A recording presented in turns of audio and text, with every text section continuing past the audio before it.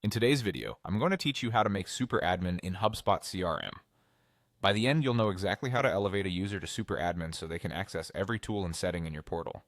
Keep in mind, super admins can manage permissions, security, billing, and integrations, so only assign this level to people who genuinely need it. Start by signing into your HubSpot account. On the login page, choose Sign In with Google, then select your work account to continue. This walkthrough uses Google Sign-In because many teams rely on single sign-on for security and convenience. If your login page looks slightly different, that's normal. Just complete your usual sign-in so you land in your HubSpot portal. Once you're in, head to the top right corner and click your profile avatar.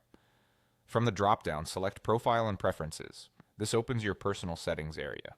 On the left sidebar, look for Users and Teams and open it. This section is your central hub for user management. You'll see a list of all users, their status, team memberships, and the controls you need to update roles and access. Find the user you want to grant super admin access to. Hover your mouse over their row to reveal additional options, then click Actions. Before you proceed, pause for a quick verification. Double-check you've selected the correct person by confirming their email and team. Permission updates affect the whole account, so this extra moment can prevent errors. In the Actions menu, click Make Super Admin. HubSpot may show a brief summary of what this role allows. Full account access, the ability to modify permissions, manage integrations and security settings, and more. This is a powerful change, so ensure you have internal approval and that the user understands the responsibilities that come with this level of access.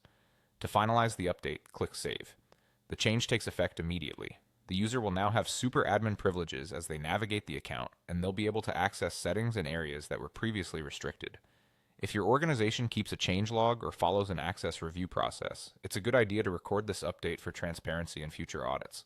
That's it. You signed in, opened your profile menu, went to Profile and Preferences, entered users and teams, hovered over the correct user, chose Actions, selected Make Super Admin, and saved.